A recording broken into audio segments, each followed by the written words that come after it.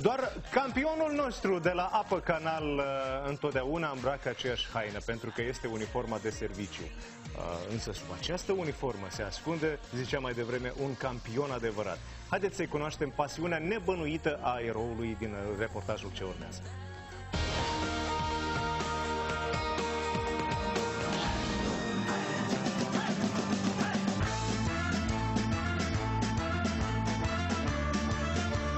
Munca de șofer, dragi prieteni, nu este atât de ușoară cum se pare. Astăzi, alături de eroul nostru, îl voi ajuta puțin să văd și eu ce înseamnă din meseria lui. La 8 dimineața, Vitalie Ursu își începe ziua de muncă la volanul unei autocisterne și timp de 8 ani distribuie apă locuitorilor capitalei.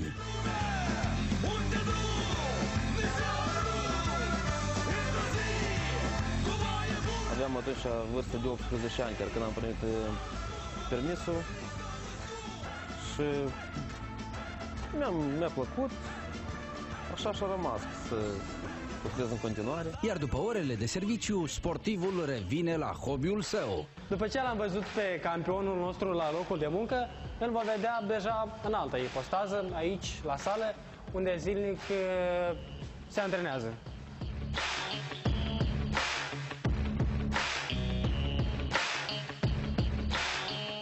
Obosesc la serviciu, vin la sală, mă încarc cu altă energie, adică mă concentrez la sală, eu am uitat că am fost obosit. Ziua ai fost la muncă? Da.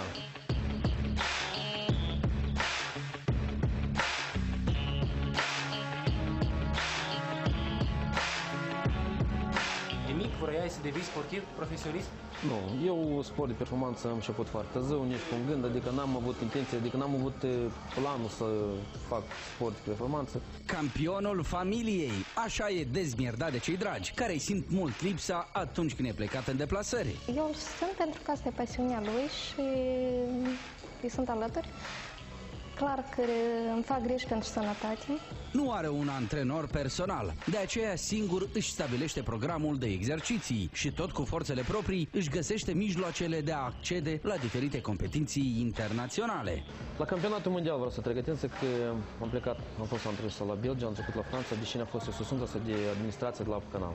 Eu sunt foarte cunoscător, le mulțumesc foarte mult tot. Deoarece dacă nu erau ei, nu cred că eram să-mi permit să plec din salariul meu.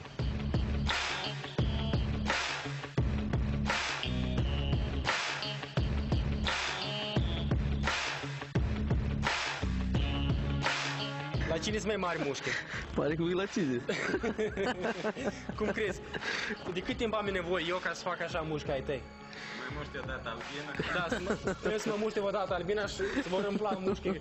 În ciuda acestor greutăți, atletul zice că nu ar renunța la acest sport, pentru că are susținerea familiei, iar asta îl face fericit.